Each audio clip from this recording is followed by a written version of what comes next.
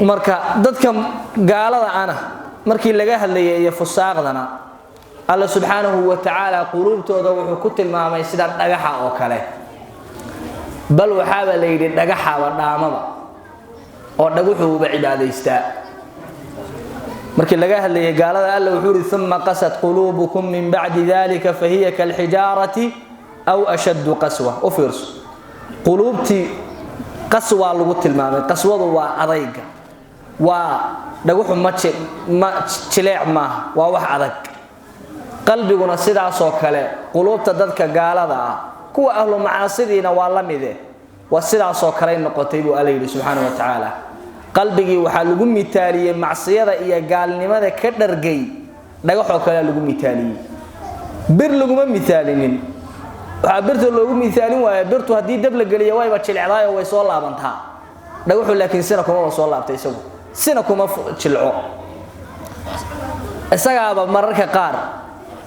والله سبحانه وتعالى إنه شيء إنه قلوب تادت كأهل معاصد أي أهل قالدا ودامضا وقال دم وكل إلى قلوب وحاكم ذا كو إلهي سبحانه وتعالى عبسد أي كعب سنة هيان لد الله يكوى صوهبتا آيات إنه الله شيء قفك مؤمن كأمرك إيمانك سهدئ ضعيف نقضه وقلبك إيا الصلاحي إيا وناقيس وكور هين وايو waxay dhaxalsiinaysaa taasi in cibaadaadka uu rabbi u cibaadaysanayo cibaado saxan oo sidii loo baahnaa inayna noqonin ayay dhaxalsiinaysaa tan hadda sheegaynay waxyaalaha ay ku dhaxalsiinaysa waxa kamid ah iimaankaaga inuu dacfi ka galo inaad cibaadada iyo taacadka takaasul iyo wahsi inuu kaaga dhaco wixii aad samayn kartaa inay naftaadu ka wahsato oo iska dayso adigoo awood u leh sifa munaafiqiina aad sida ku yeelato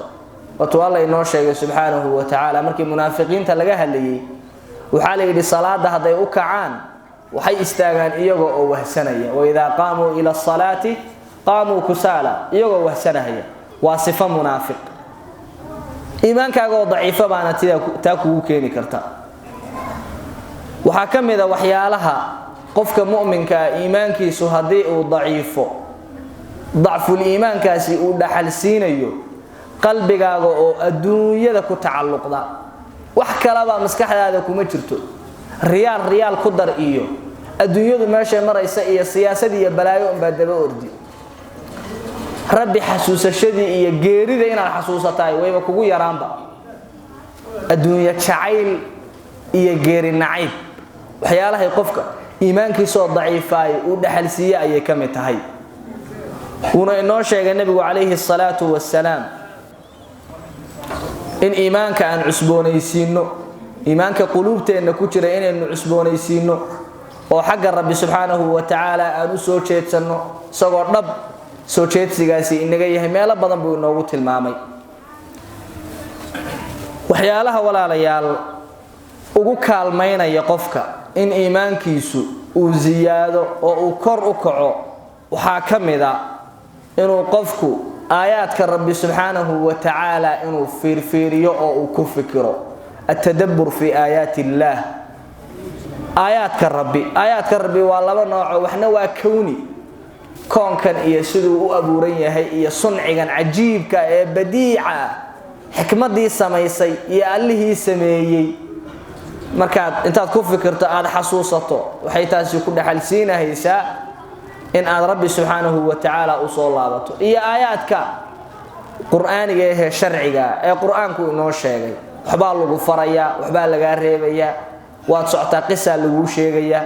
qoliya baaba'ay oo la halaagay baa lagaaga waramaya aayadaha inaad ku fikirtaa la doonaya maxaa baabi'iyay dadka baaba'ay qowmkii ka horeeyay maxaa halaagay waxa halaagay awaamirta rabbi subhanahu wa ta'ala bay diideen anbiyadii iyo rusushii loo soo diray inay rumeeyaan oo u hoggaansamaan bay diideen adigu maad ka fiican tahay marka hadii aad xaalkoodii oo kala ku suganta mise ballan waxaad haysataa damaanad qaad lagu damaana qaaday in aad badbaadayso waa taasi waa khalad qofka mu'minka waxa la doonayaa mar walba laba xaal inuu u dhaxeeyo laba xaalo mar walba inay ku sinaadaan baladoni oo mar walba ay sida ku horyaalaan cabsida rabbi subhanahu wa ta'ala iyo rajihiisa aad rajaynayso raxmadiisa iyo jannadiisa waa sifada qofka mu'minka cadaabka rabbi wuu ka cabsanayaa cabsi badan baa ku jirto ama lagu cadaabayo ciqaab ku dhacdaa oo lagu ciqaabaabo isleeyahay ilaa ninna hubo meel ku dambayn doona khaatumada Ilaahay noo wada hagaajiyay iyo ina uu rajeeyo raxmada rabbi oo uu ka quusanin jannada rabbi subhanahu wa ta'ala iyo raaliyaanshiisa iyo rabbi aragtidiisa ina uu rajeeyo oo uu fisho oo uu mar walba qalbiga ku hayo labada xaalo inuu qofka mu'minka u dhaxeeyo ayaa la doonayaa sifadaadu inay sida noqoto bayna al-khawfi war-rajaa hadii culays intuu ku yara qabsada xaaladu kugu adkaato oo geeri aad u dhawaato markaas oo kale waxay ku leeyihiin culimadu waa inaad xoog badisaa malaha wanaagsan ee rabbi ka haysato subhanahu wa ta'ala marka inta barwaaqo ku jirta xaalka uu iska fiican yahay ee waxay suuqa toosan yihiin cabsidu ha kugu badato waraarmay kula tagtaa armad ku halaagsantaadu ha kugu badato labada sifo inaad u dhaxayso oo mar walba labada aad ku dhex noolaato ayaa la doonayaa ama haday shakadu noqoto anigu jannada waan iska galahayaa oo Ilaahay waa naxariista subhanahu wa ta'ala hada alamnu min makri Allah wa iqaabti Ilaahay nin inuusan ayna ku dhacaynin haysto oo kala iska dhigtay sifadana waa sifada gaalada waa khalad waxa laga yaabaa inay gaalnimada ku gaarsiiso hadii aad ciqaabta rabbi ka cabsato oo rajada aad qabi weydana ayadana sax maaha oo Ilaahay wuxuu leeyahay subhanahu wa ta'ala haka quusanina naxariistayda alqunuut min rahmatillahna ayadana waa sifaadka iyo tilmaamaha la diiday waxyaalaha dunuubta waaweyn bayba kamid tahay suu nabigu kaleeyhi salaatu wasalaam meelan xadiistiisa inoogu cadeeyo inoogu sheegay inayowgaas khudbadeena maanta mawduuceedu ku saabsan yahay Ilaahay subhanahu wa ta'ala waxaan weydiisanaynaa on ka baryaynaa iimaankeena iimaan xoog leh inuu nooga dhigo iimaankeena inuu rabbi subhanahu wa ta'ala iimaan xoog leh inuu nooga dhigo طاعاتك iyo cibaadaadka inuu rabbi noo fududeeyo ayaynu ka baryaynaa cibaadaadka aynu sameeynayna ee salaad leh ee sadaqa leh ee soon leh ee nooc walba leh inuu rabbi naga aqbalo wuxuu Abdullah ibn Umar baan filahayaa inuu radiyallahu ta'ala anhu hadaan ogahay hal salaada in la iga aqbalay wayba igu filaan lahayd muttaqiban sida ku noqon lahaa ilaan Ilaahay wuxuu inma yataqabbalu Allahu min al-muttaqiin وإنه تكرينا وإنه رجينا إن لقى أقبلي على مدى لو قرت عملك إلا أقبلين ويتشران وعلماء الشيطان مركع ما شاء الله نجا أقبله مهمة وأقبلك الله نجا أقبله خاتمنا الله إنه وناتشيو ذنوب تأيي معاصي إله سبحانه وتعالى الله إنه فوقيه إنه كفوا عنه وإنه كدير عنه الله إنه بيريه طاعوين كإي عبادات كالسمين تودنا الله